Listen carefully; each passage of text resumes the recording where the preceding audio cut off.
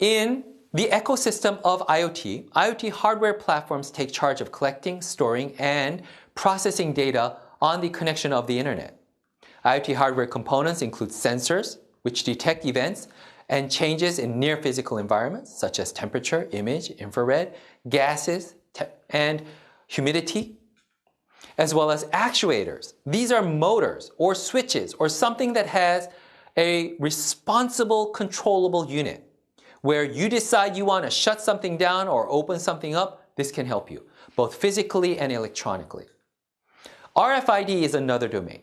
These are tags that are attached, where when you have an RFID reader coming close enough to charge up the tag, that's when an immediate response of whatever information was in the RFID unit will be delivered to the reader. This is of course used in logistics, control, and it's used in various places, including ID tags for people and machines and robots and drones as well. In addition, there are processors and controllers which connect sensors and actuators to the internet. This operates corresponding to specific operations and instructions. And these instructions can be added and controlled based upon artificial intelligence if needed and program equipped. Sensor types. Let's take a brief look at what type of sensors they have. The type, detect, model, measurement, and shape are the categories that we're looking at. Number one, temperature and humidity. Definitely you're looking at the models in which you can detect these units. The typical range for temperature is from minus 40 degrees Celsius to 80 degrees Celsius. That's a very large, wide dynamic range. Humidity from 0 to 100%. So that's like from totally dry to raining. Pressure sensors. The typical range that we're looking at can be either about atmospheric pressure measuring, or it could be about industrial device or fluid level or other type of pressure measurements. In range that we're looking at from 0 kilopascal to 35 kilopascal, or looking at it going up to a range of 650 kilopascals. That has a much larger dynamic range based upon what the application is. Flow sensor. The rate of fluid flow. This could be from the range of maybe 1 to about 30 liters per minute based upon gauges that look like that.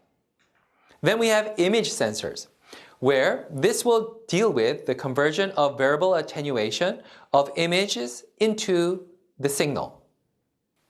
So the range that we're looking at, if we're looking at an image sensor, then having 30 frames per second with a 640 by 480 VGA resolution, which is resulting in a 0.3 megapixel image, could be provided. Of course, there are much lower data rate image sensors, and of course there are also much higher resolution image sensors as well, as in terms that there are like high definition CCTVs. So what are you looking at and what type of sensing information also is there? Augmented reality based image processing added to this or not will be another factor in making a decision. So looking at the frames per second, the FPS, having up to 30, maybe going down to as low as 10 or 8, middle range is about 20 frames per second. These are typical numbers that you will see. Ultrasonic sensing. The presence of an object by ultrasonic wave detection.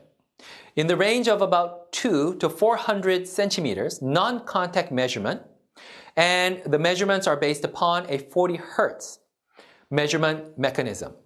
These are the typical sensor devices. Actuator types need to be looked at in further detail. We have electrical actuators, which convert energy to mechanical torque, and mechanical linear actuators, which convert rotary motion into linear motion. You can definitely tell what you want to do with this, from as closing a door, opening a door, as well as other gauges, basically, such that you can control the environment of flow of air, gases, and fluids. There are also hydraulic and pneumatic actuators, which convert fluid, liquid or gas, compression to a mechanical motion.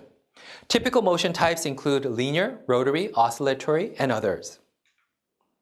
Then RFID devices, which you see right here, there is a coil and a chip inside.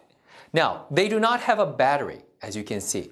So when the RFID reader comes close enough and sends an energy pulse or an RF pulse that is enough to turn this on, then these antenna coils will be charging the chip, and the chip will be able to look at its information and turn it on to send that information of its identification to the RFID reader. And that is the exchange process. So the RFID chip holds information about a thing. It could be it or about the object that this tag is attached to. RFID chip is attached and transfers data to the reader. The antenna is used to receive energy from the reader, and it's used to operate and send its information back to the reader as well. So the antenna is a charging unit as well as a wireless reply sending unit.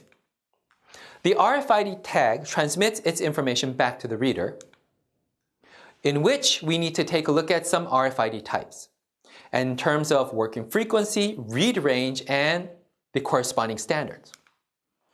Low frequency RFID is in the range of 125 to 134.3 kilohertz. The range of detection and charging and information exchange can be from about 10 to 30 centimeters, and the ISO standards are listed here. High frequency RFID. These operate at 13.56 megahertz, which is where the name of type high frequency comes from.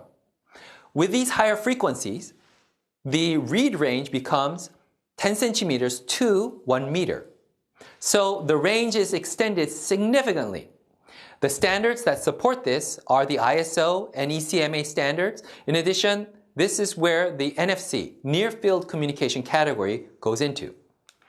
Then you have ultra-high frequency RFID in the ranges of 860 to 960 megahertz. With this higher frequency, you can have up to a range of 12 meters.